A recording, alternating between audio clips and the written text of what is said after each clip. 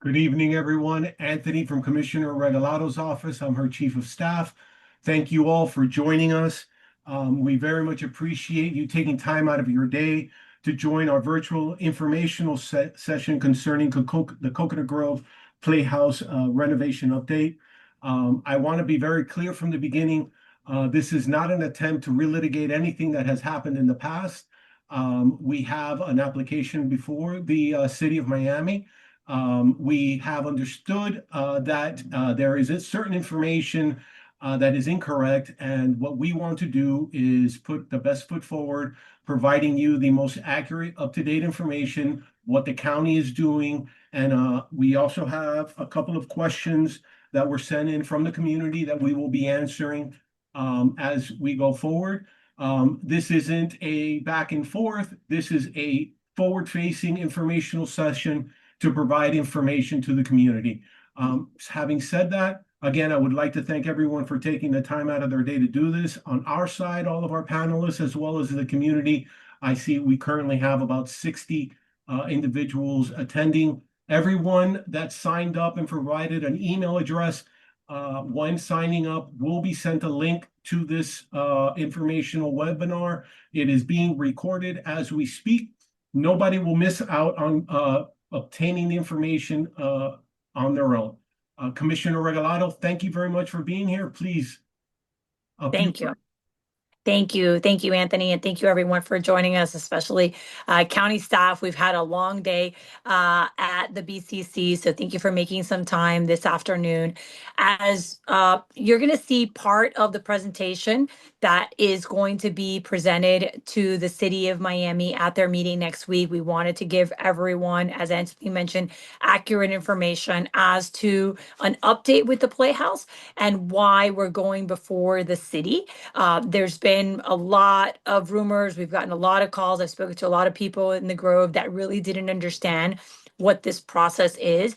And a lot of times we have to explain that people are confounding two issues. Obviously, there is the parking lot that we're building in collaboration with the MPA, but there's something different that is before the city currently. So we're going to be explaining that at length. You're going to see one of the things that I'm very proud of in the Playhouse plan is the green space that we added, particularly the pocket park. And we're also going to be explaining why we're opening this up to the West Grove. That was something that was very important to me. I know that there's some residents that don't want the Playhouse open to the West Grove, but I feel very firmly in that there needs to be access from the West Grove to Main Highway. And we've worked very hard to do that and to ensure that the back side of the Playhouse is no longer a concrete wall that faces the West Grove. I believe that the historical exclusion of the African Americans of Coconut Grove to the Playhouse and to Main Highway should be rectified and must be rectified with this plan.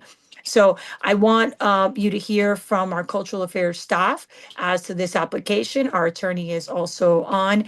There's been a lot of misrepresentations as to the litigation, and we'll also clarify that the litigation has been dismissed. So if, we'll get to that also, but I wanted you all to hear about the plan for the green space and then also for the stormwater management, which is so important to this site. For those of you who live near this area, you know that there is a serious issue with stormwater and the lack of retention. So we'll be speaking to the stormwater, the permeability, and what we're adding to the historic site to ensure that it is up to code and actually serves the community around it when there are issues with flooding.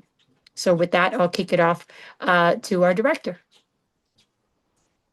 Thank you so much, Commissioner Regalado, and thank you to the community that's here. My name's Ashley Thomas. I'm the interim director for the Department of Cultural Affairs. We also have Graham Winnick here with us. He's our assistant director. And we're just going to show you a brief presentation just with those updates that Commissioner Regalado has just spoken about. So let me just go ahead and pull that up and we'll start from here. All right, so this evening, I'd like to walk you through where we are with the Coconut Grove Playhouse restoration. Our goal remains the same, to bring great theater back to Coconut Grove while preserving the historic character of the cultural landmark. Today's update, as mentioned, will cover the progress to date, ongoing work, what's happening in phase two, and the regulatory steps tied to our planning, zoning, and appeals board application. So just let's talk about phase one, so we are right now in phase one and it continues to move forward as planned. You can see some of the images here on the side. We received our construction permit on April 15th, 2025, which allowed us to begin the work of phase one. Since April of last year, we've done asbestos abatement. It's been completed, and the historical architectural elements have been carefully removed, created, and stored to incorporate into the new theater. We've also carried out shoring and selective demolition, all under archaeological monitoring to protect any historically significant materials on this site. These steps really set the groundwork for the structural repairs that are now underway, and you can see some of those there. As we progress through this project, and anyone who lives or uses Main Highway, you've seen this up close in front. You've been like just right, a theater goer right there in the front with us. We found significant deterioration in the front facade walls in that historic portion, much more than was visible to the eye. We're talking about concrete spalling. We had missing and corroded reinforcing steel. There was unreinforced masonry, and it all needed urgent attention. Our engineer team prepared a detailed repair plan, which the city reviewed and approved. We've since installed additional bracing and shoring, and the stabilization work is actively underway to protect the integrity of this historic gateway building. This is very meticulous work, but it is extremely essential to the building's future. So phase two, as phase one continues, we're laying the groundwork for phase two. This next phase, which you can kind of see right here in this plan, will fully rehabilitate the historic gateway building and restore many of its original uses, which some of those original uses were boutique shops. We'll also be adding a new state-of-the-art theater, a parking garage, built in partnership with MPA, as mentioned. It includes some food and beverage. And if you see my cursor, I'm just kind of pointing out to you where those things exist. They'll have office retail here, specific along Main Highway, and a collection of plazas. So you'll see a plaza here. We have the paseos that go around our public park, pocket park that's in the back part of the theater as well. Altogether, phase two will really bring back what we hope is the vitality and accessibility to the site while honoring its history. So the PZAP application, it is one critical step in a larger regulatory review process. So it's not the final step, it's a part of the step. It's really important for me to note that a similar application was submitted and approved in 2018, but has since expired, requiring us to resubmit the application.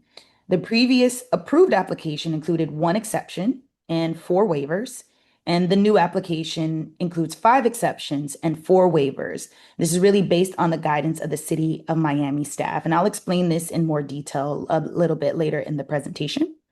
In addition to PZAB, we have already obtained approvals from the city's Urban Development Review Board, a certificate of appropriateness from the Historic and Environmental Preservation Board, and a Chapter 267 review from the state of Florida of Historical Resources.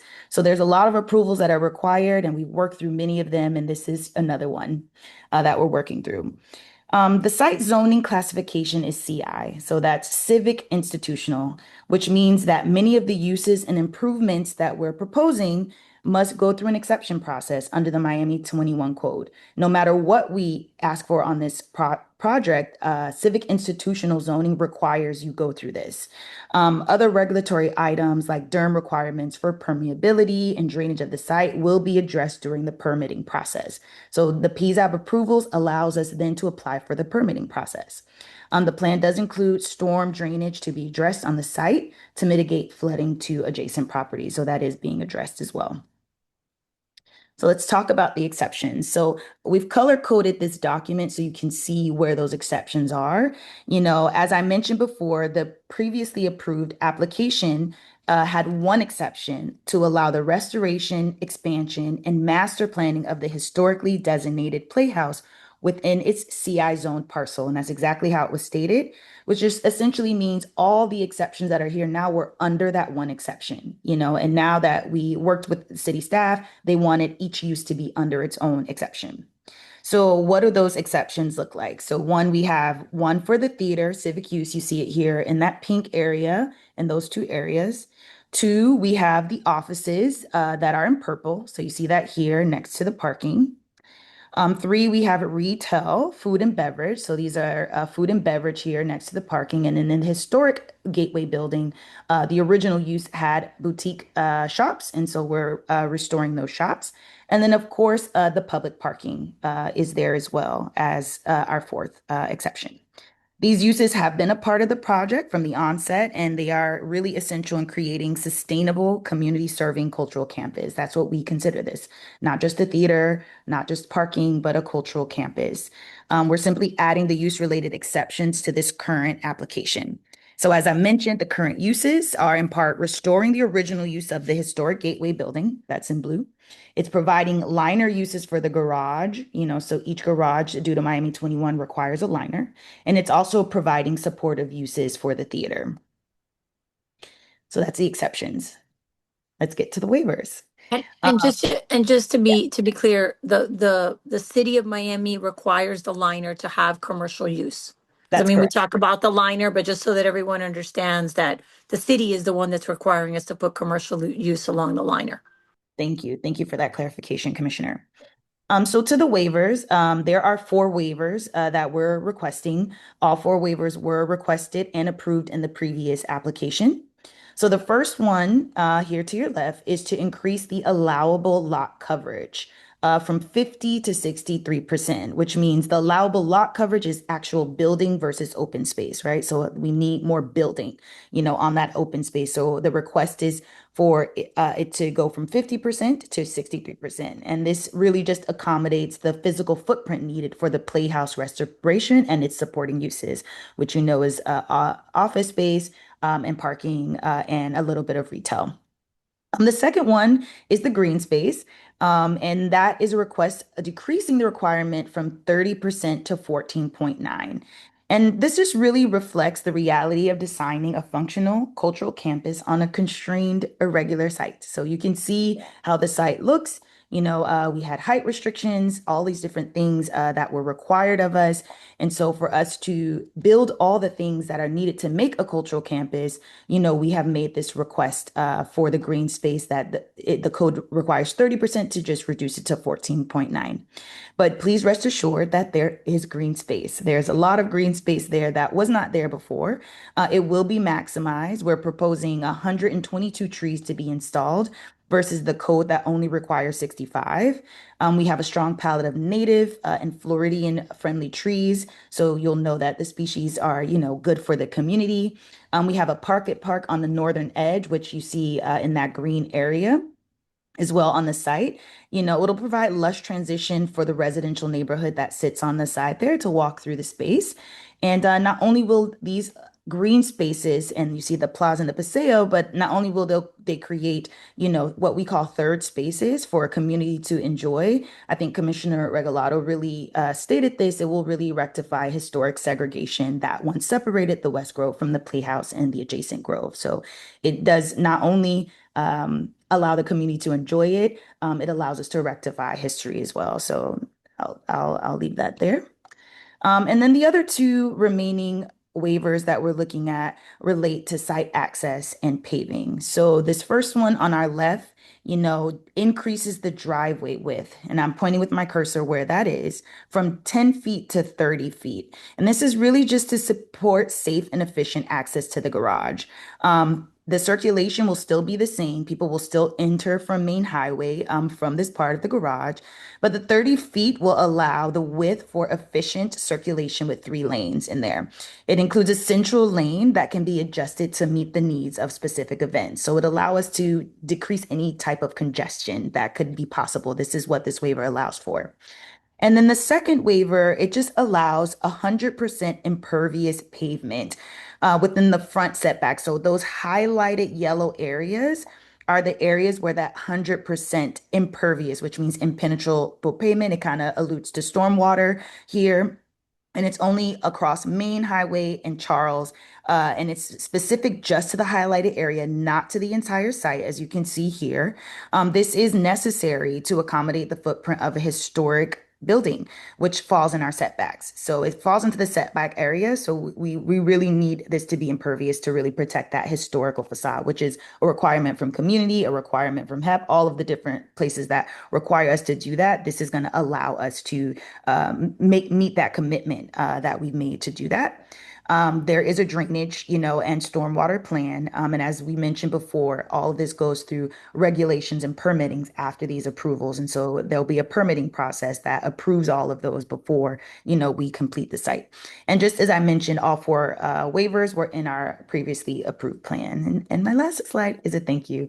It's a thank you for everyone who's joined and who's logged in. My predecessor before me and before her, we're committed to this project. I, as a child, attended Coconut Grove Playhouse, and I feel extremely honored to be a steward of bringing great theater back to the Grove. So thank you so much for letting me share. And Commissioner Regalado, I turn it back over to you. Thank you. Thank you, Ashley.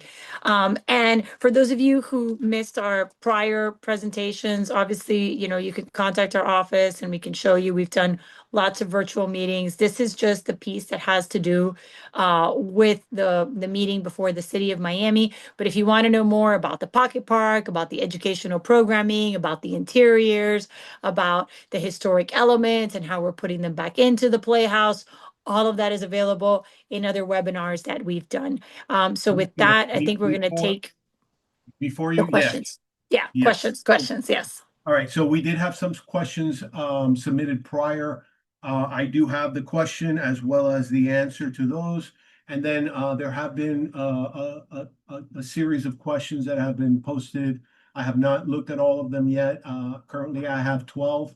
I don't know that we will be able to get to all of them, but we will definitely endeavor to do so. One moment here. First one. These were all submitted by Susie Westfall. She provides her address and her phone, but I will not provide that on this webinar. Here is her first question. And it is, I believe, 4 or 5 questions. What is the current timeline from building completion to its opening? The answer is work continues on phase 1 of the project, which includes the extraction and preservation of historical elements, asbestos abatement, selective demolition, and stabilization of the front building. In spring of 2025, with the award of the competitive solicitation for a general contractor to John Bell Construction and the issuance of the City of Miami permit on April 15, 2025. At the same time, the final plans inclusive of the parking garage are being updated and completed by the project architect, Arquitectonica International, Inc., and are anticipated to be submitted to the City of Miami regulatory reviews, starting with the theater and historic building shortly after PZAB approval. A solicitation for a general contractor for the balance of the project, including the full rehabilitation of the front building and the construction of the theater and support components, the garage building, and all improvement sites, is scheduled to take place in mid-2026. Partial project completion is anticipated for the 100th anniversary in 2027, with a greater grand opening for 28-29 season. What is the capacity of the main stage house for seating? Does the plan include auxiliary spaces for rehearsals, production, and backstage areas, shops for building, storing sets, costumes, dressing rooms, etc., administrative offices, education, classrooms, black box consideration, ancillary entertainment areas, etc.? And Anthony, is it okay if I just take that one? So I just give Absolutely. that answer. I'll be happy to Yeah. do that. Okay. So the proposed theater is anticipated to have approximately 300 seats. It's specified in the business plan. That's a part of the lease with the state. It really aims to provide a financially sustainable model for the operator. It's significant to note that the building's original theater auditorium was designed well before today's more rigorous accessibility and egress codes, and that a silent movie house was not designed to take into consideration a lot of the necessary theatrical elements, such as sight lines and lighting positions. The theater will have a full-size proscenium stage with full complement of front of house and back of house spaces, including dressing rooms, a scene shop, a costume storage room. There'll be a studio, theater, black box, which are separate from the main stage, so those will also be included. There will also be educational spaces fronting the Pocket Park, which, if you remember, it's like right behind the parking garage area. There'll be educational spaces there at near the Pocket Park. And they'll just provide opportunities for civic engagement and education. The paseos and those places will also serve as those third spaces and community spaces as well for gathering. Thank you. Is the plan for Gable Stage to still perform the nonprofit, still be the nonprofit producer? The simple answer is yes. Yes, yes. Yes. And they will be bringing their educational programming. Currently, they do educational programming at the high school level. Mhm. And they've been doing that for a very long time. They're an amazing partner with Miami-Dade County Public Schools, and they do that. And as part of the educational compact that that the Playhouse has, they will programmatically now also be serving the younger students in the Grove. So they're going to be serving Little Carver, and they're also going to be serving. No, now I forget. Yeah, they're I going to be can say serving. Yeah, they're going to be serving that's not in their, that wasn't normally in their programming, but we're going to be doing for younger students. And as part of this educational compact, which they currently do not do, they are going to be bringing students into the theater to learn the behind the scenes vocational of running a theater. So they're going to be teaching them how to do sound. They're going to be teaching them how to do props, how to do storage. So all the jobs that are associated with the theater is also going to be accessible. And this is going to be the first time that we're going to see something of that caliber. And I just wanted to note that Executive Director Barry Newport of Gable Stage, as well as Board Member Mark Abrams, have joined our webinar today. Oh, wonderful. Wonderful. So Barry can answer all of that. Hello, Well, Barry. it depends. You said Newport? Barry Newport. Yes. Barry Newport. Yes. Let me see if I can promote Mr. Newport. Mrs. Mrs. Yes. No, yeah, she may be on her phone and. Okay. We speak highly of Gable Stage. They've been committed to the project, since the project was inception over the last 2 decades. There we go. We have Barry here. I was allowed, There we yeah, go. I saw allowed to talk, so there we go. There you go. Hi, Barry. Hi, Hi, Barry. How are you? I'm okay. I'm a Ms. and I'm Thank I'm you. a lot of things. Yeah, I mean, we also have a program, and Commissioner Regalado, this is new. So, and it starts next week at both hospitals, at Jackson and Baptist. It's for people ages 3 to 12. It's called A Dose of Fun, and it's specifically for young children in critical care. But we've also made it that it's also having public performances at Gable Stage, and at community centers around the area. It's about being brave, and that is a new partnership that we have with FIU, in addition to our other FIU partnerships around education. Great. And I remembered Francis Tucker and Corey Gables, Coconut Grove Elementary. So we had talked about the littles being able to participate, which didn't used to happen before. So, and Barry, you're fantastic, and I love what you're doing. Thanks. Barry, Thanks to the all of next you. question that I have is probably best answered by yourself as well. Will there be opportunities for other arts organizations to rent spaces? Maybe. Maybe. We'd love to collaborate. Maybe. We'll see. Well, because you have those black boxes, right? There's one. There's Yeah, a- so Maybe. We'll see. I love it. Barry's like, yes. And so as the nonprofit operator, they will manage that rental, Right. agreement. Maybe. They have a heavy season of work. Right. I'm going to say it in the very more PC way. They have a really strong season of work that they work with, and they have a lot of educational spaces. So in off seasons, if that is, at the will of the nonprofit operator, that would be Right. something that the public would, or a potential rental would need to speak with them directly about. right. And then the last question from this individual is there still an education partnership with FIU? And the answer to that is yes. Yes. FIU is the co-leasee. Gable Stage and FIU already have a track record of commitment to the community, especially for children in the West Grove, Little Bahamas neighborhood. Spaces such as a studio theater, rehearsal hall are affordable and accessible to ways to encourage community use. For example, safe after-school classes and homework sessions for children using Wi-Fi, community meetings, classes like Pilates and yoga, etc. That's what the answer I got here.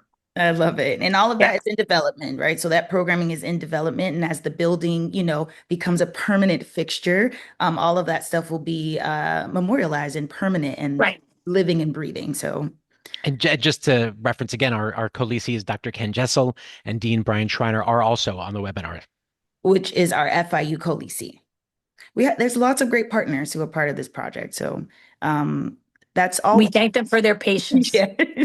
Yes. Ashley, we thank them all for their patience. Understood. Thank you so much. Thank you. So, I have a couple of more questions now that are on our question and answer um, portion of the webinar, and I have Anthony Vicingueta, that asked about four questions, and he asked that we ask them as part of his community involvement, etc. Number, I don't, he has them numbered, but they didn't come in order. So what I will do, I only have number 3 here. Traffic plan mitigation. So construction debris, dump trucks, and commercial deliveries have already been clogging historic Charles Avenue and other parts of the West Village during demolition process. Will the county work with residents within 500 feet in Village West to develop a traffic mitigation plan, including a plan to keep construction entrances and ongoing commercial traffic for the new Playhouse complex routed through Main Highway and not through the, now, as soon as you say that, it makes it very difficult because those roads are controlled by not just your roads, but by the city of Miami. So, Right. And I'm glad we got that question, because one of the things that we've explained to the folks that wanted 1,000 seats and 1,500 seats is that the Grove could not withstand the traffic, right? So that's one of the things that we've brought up. We just finished paving and resurfacing Main Highway. We have been working with the city of Miami during the construction phase. And for those of you who recalled, I was physically out there in the street when we were bracing the building at 3 a.m. so that we could reopen the streets quickly and not create more congestion. Damian Pardo has been an amazing partner in this restoration, and we constantly keep the city and the city manager abreast and Damian as to the construction. We try to limit any disruption, but obviously we have to build a building. And we will be providing webinars as we go into the different phases regarding the detours. Damien has also been a great partner in pushing out that information when we have road closures and when we expect delays because of work that we're doing, not just at the Playhouse, but in Main Highway and around the Grove. We're actually going to be milling and resurfacing Grand. We've been working on a lot of projects in the Grove that were long overdue, and it does impact traffic and congestion, but it is necessary infrastructure and road work that has been delayed for over 35 years. And just in short, the plan is contemplating this. I know, Anthony, it's good to see you here. Thank you so much for joining. I know we've been on emails together, but a lot of the questions that you have, the plan does contemplate, and I'll say that just on a general arching way, because I know the questions are very specific. So in the effort to answer a portion of that question is that, yes, the plan does consider those, working directly with those residents. We'll be working with the city of Miami through permitting process and all those things to ensure, that there's no obstruction or traffic or congestion coming into those residential areas, which the plan and the design, contemplates that request. the next question is concerning jobs. This one is directed at the county, but we're not the operator, correct? So we are in collaboration with, so the nonprofit operator is there, but I think it's about What I jobs. have here, I'll ask it. Yeah. What policies, if anything, if any, will the county be putting in place to hire from local Village West community? Will the county offer reduced retail rent space to businesses from historically segregated Village West? So to that question, so I think what we'll say here is there are legal requirements around jobs and hiring. So the county can't make commitments in that way when there's legal requirements, federal, state level, and local level around And hiring. state preemptions. Yes. Yeah. So there's and I'll say that that's something that the county can't say we can commit to in that way. But of course, I think as it was mentioned here, the nonprofit is working very closely with local community, and I'll hold Commissioner Regalado, defer to you.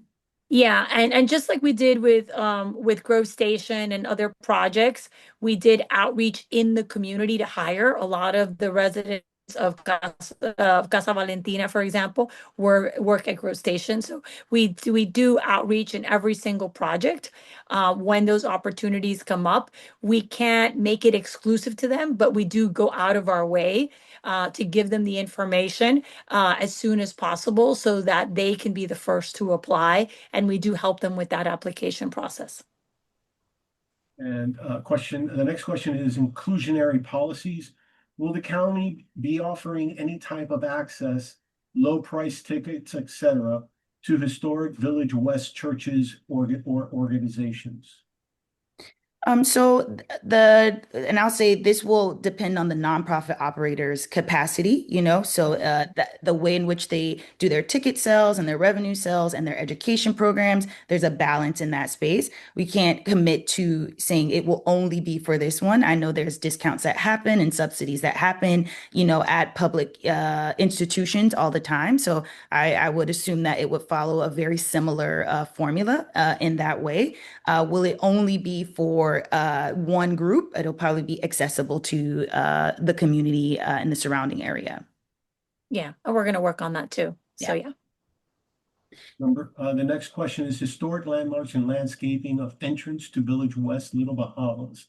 The Charles Avenue historic marker has already been taken down, and the county only show the loading/garage entrance to the Playhouse where this important marker once stood.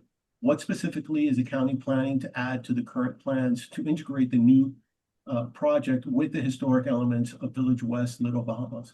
Where is this shown in the current plans? So that particular marker is not shown in the plans. I will say that the historic Gateway building, all of those architectural pieces that you saw were stored and created, will be included into the development of the theater in the plan. There's also a small mini museum, I'll say museum or gallery, that's a part of it, where historical documents, historical elements will also be included. And then we have virtual screens that will also be able to show a lot of the historical portions of the West Grove, of the Grove itself, as a part of the site. Okay. And I'm actually working on a few donations of folks that perform there. So more to come on that. We're gonna have a lot of different things like highlighting the history of it. And we are gonna also have an homage to Charlie Cinnamon. So there's a lot on the historical side that we'll get to once we get to phase 2. All right. I'm seeing here that they're calling the waivers new. They're not new waivers, but we'll go ahead and go through this. Redacted plans. Why are key elements of the county's updated plans redacted? Specifically, the documents that relate to new waivers and exceptions the county is asking to be approved, such as waivers for diminished green space plan, increased lot coverage, and large driveways, commercial elements on the property, etc. And Eddie, you want? Yeah. Eddie? It's an Eddie question. Well, I mean, Ashley, I want you to verify this, but my understanding is the waivers track what we had before. I think there's Right. a perception that they may be new, but our plans and our waivers are tracking as before. When we The city, as we applied explained, the for- city asked us to break them up. Right, we had Difference. one waiver that included all One those exception. requests. Right.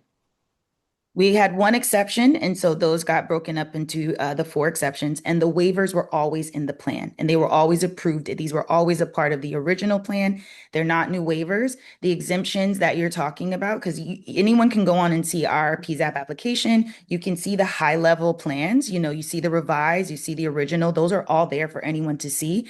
The items that Anthony is speaking that have those exemption are really those construction plans that are waived due to a Florida statute for protections of certain plans. But the whole application is not redacted. A person can get a good general overview of what's occurring. And this conversation, if you weren't logged in, at the beginning, if you watch, it goes through each of those waivers and shows you what you have publicly accessed visibly to you, what's happening with those plans and those waivers.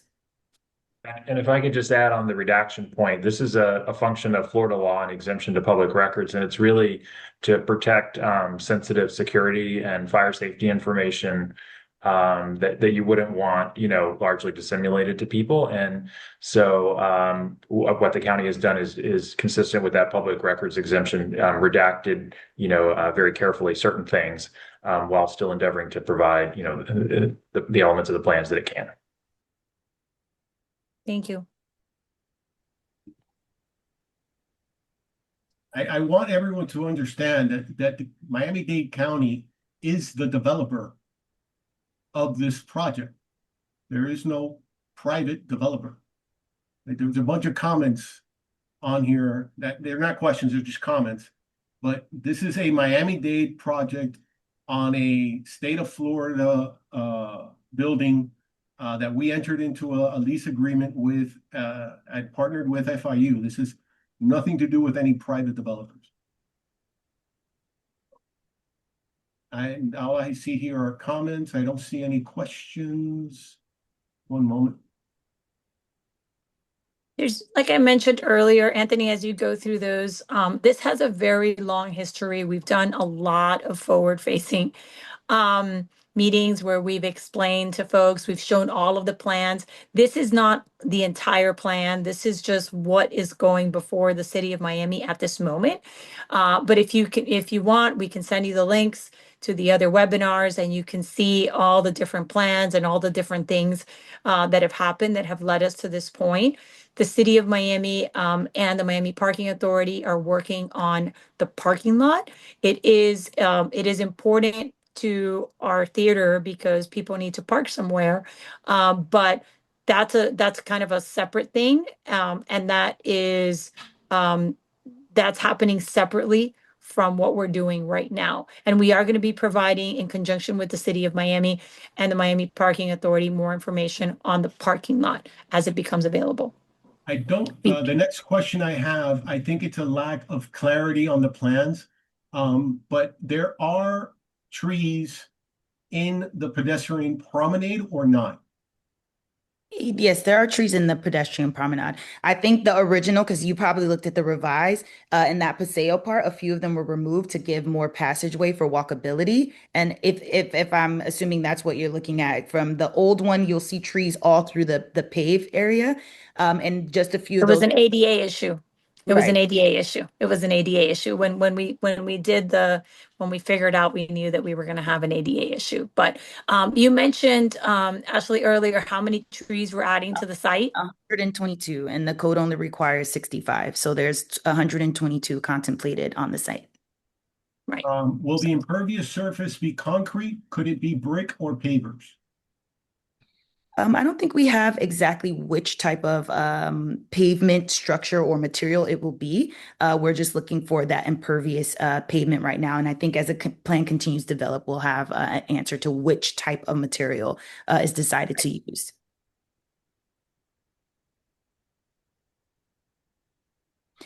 Because this, again, this application allows those waivers and exceptions to be approved, and then the county moves forward to permitting. So then we Right. have to then go through a permitting process to show all of the things that you guys are asking. What type of All the material? materials. Exactly. Right. Exactly. I have a question here from Mr.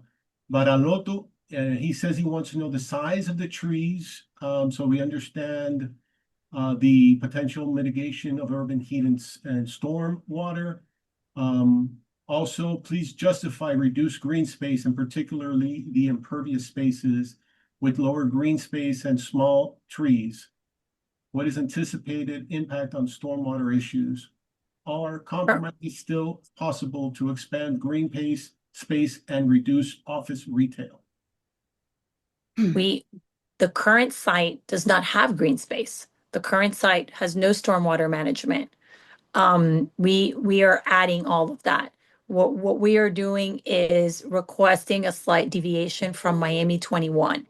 So when people look at the current site, I think they should tour the current site. There really is no stormwater. There's no green space. Now we're creating a campus and we're adding all of that. But in order for us to keep it within the footprints, we need these exemptions. Are you planning on including art within the building and the public spaces around the building? Yes, Yes. absolutely. Of Absolutely. course. Or cultural affairs. Yes, yes, yes. And we're gonna have a lot of historic art too. So there's gonna be, there's a lot that is particular to the Grove.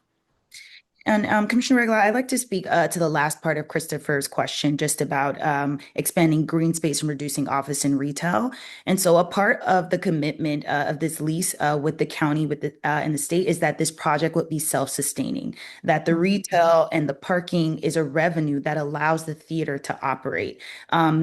We are making sure that this project doesn't become a burden to the taxpayer. To have to subsidize the theater. Or the theater has that challenge. So the revenues that you're seeing from the office and the retail and the parking allow the theater to have those accessibility and those education spaces and all those things that you all are hearing about. That is how those things are getting paid for. So, and we're required, to make sure that the project can be self-sustaining.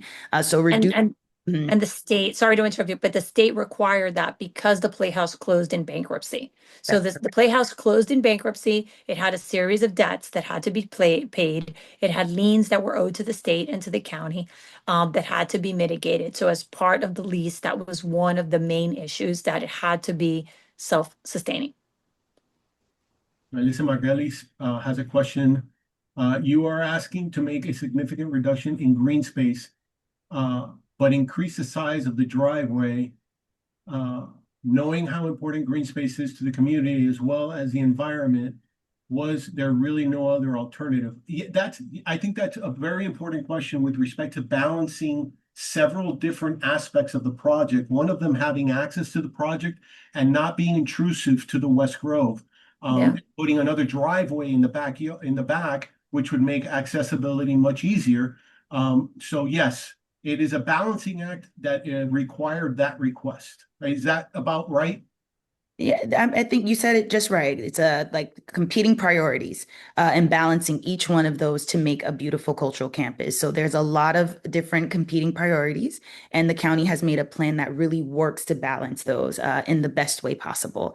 I think Commissioner Regalado said it. I don't know if we need to show the slide again or when people look back at it.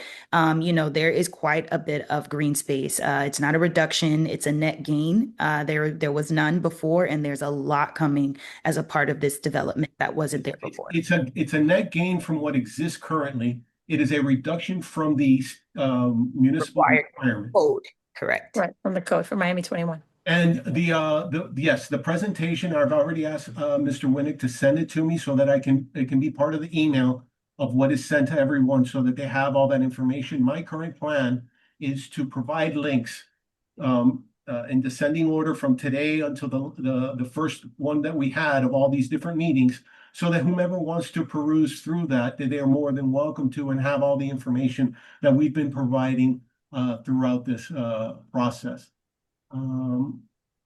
Will there be a call to artists to bid, or where can we submit proposals for art sculptures and pieces? We're so excited to get to that part. It will be through Yes. Art in Public Places Yeah. program. So when that opportunity becomes available, you'll see it on miami-dadepublicart.org. If you don't follow the website now, we encourage you to do that. There's other calls happening all across the county through our Art in Public Places program, and this project will have an Art in Public Places component with a call to artists. Obviously, one question is what the current estimated timeline is. Well, that we've already provided that information. The plan is to open for its 100th anniversary, Yeah. the centennial. A opening and then a grand opening Right. in 28, 29.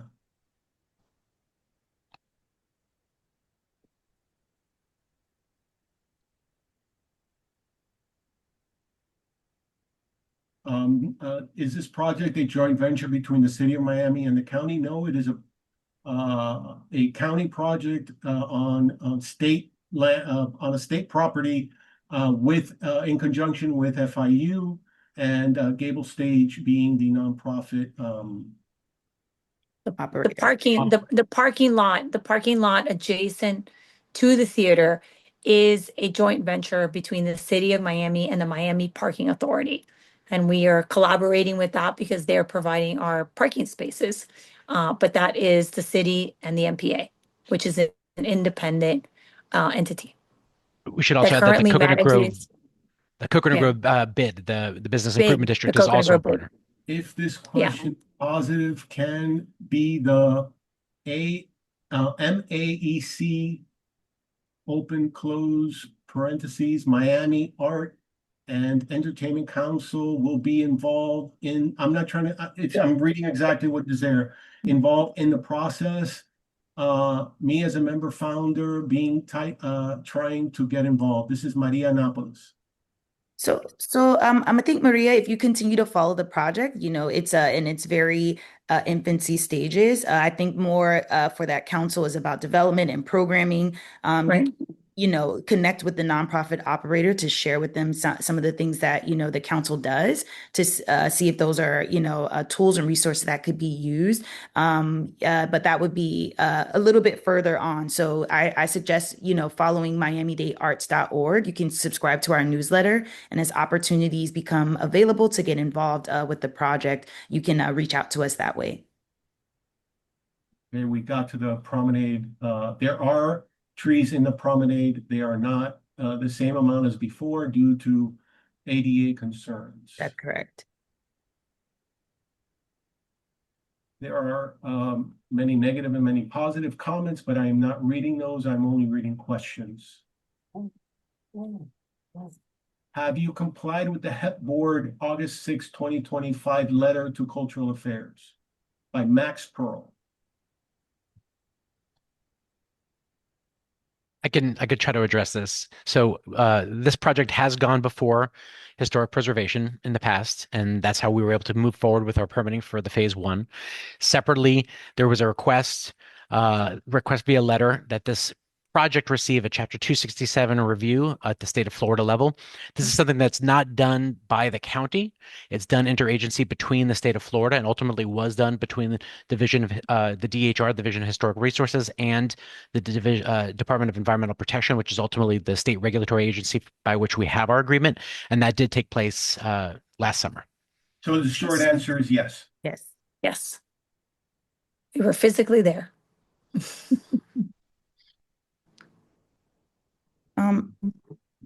Just something that we didn't mention, just about traffic and special events. So there's valet that will be on Main Highway, and some of the spaces we're working with MPA for rideshare. So doing a geo point near the near the valet areas for rideshare to really reduce traffic going into those residential areas. And so that we do expect a little bit of increase in traffic when a new theater is there and a new parking structure goes there. But we are in the plan working to mitigate what those increases will be. Which was, actually goes to the point that the commissioner made a little while ago. One of the main reasons why she was against 1,000+ seat theater. Unsustainable. And we are also working on a ride share like drop off point and geofencing.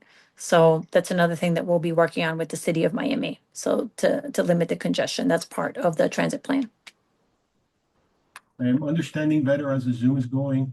So the county, the government entity is the government entity in charge of the development. So at this moment, the process for educational visual art programs are not even discussed at this moment. Correct. Yeah, we're just trying to give everyone information about the legal municipal process that we are currently going through. This is not going to, there's many steps that are still required to be made, hurdles to be leapt through.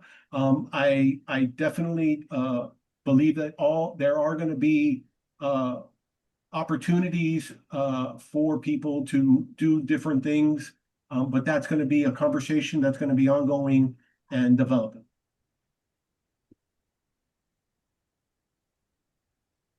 Why don't you share with the public the feasibility study done, which recommends a large theater?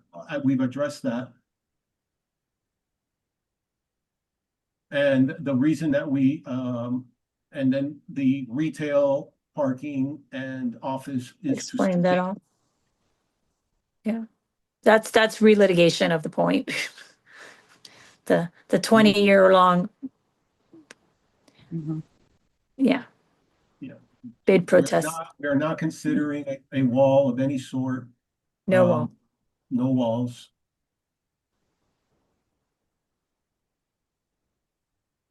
If this project does not happen, what will go on that property? You know, that's a great question. I think the county is working to give the community a civic project, something that is a public benefit. The state may, sell it to a private developer and then maybe condos. I can't really say that, with assurance.